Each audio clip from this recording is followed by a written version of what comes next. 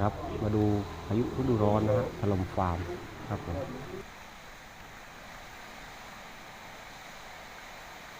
โอ้ฝนตกแรงน่ากลัวมากครับทั้งลมทั้งฝนตอนนี้โอ้มาเทมาโคตรแรงฝนทั้งลม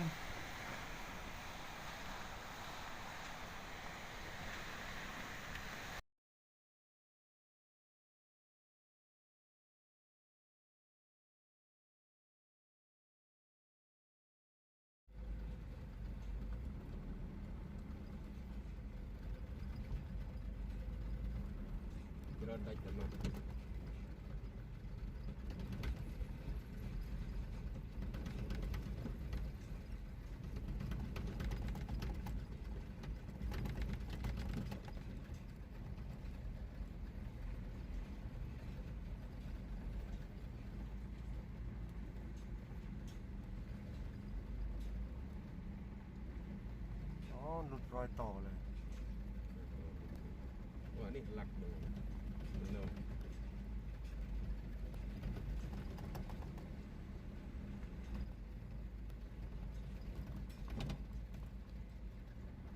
เท่านี้เควแล้วเนี่ยไม่เยี่ยมนี่จากนอกลูกนี่แต่นี่ก็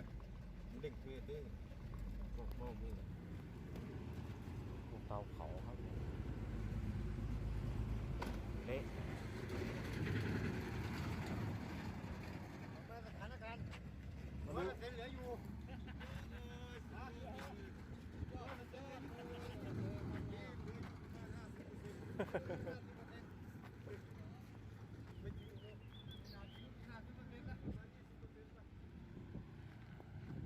หลับเขต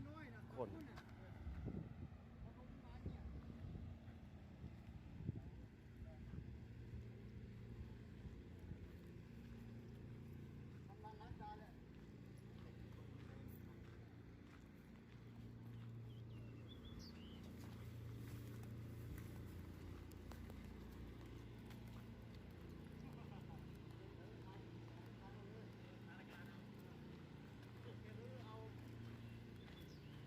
เอาซีไลน์ไปเ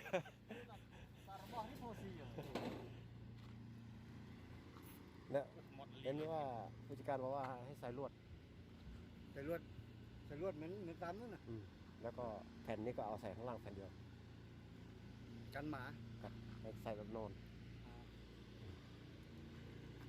ยันไม่เลยไหมโอเค ตรงที่ล้มอ่ะ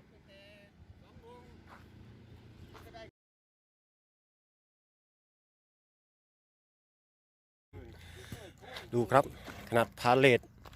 ยังปลิวลง นับภาษาอะไรก็ออฟฟิศ ดูครับรั้วพายุฤดูร้อนทำลาย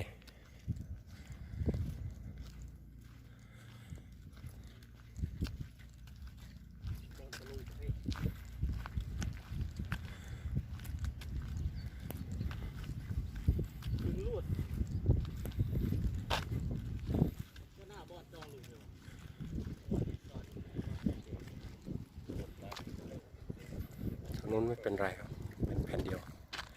ฝั่งนี้แน่นเลย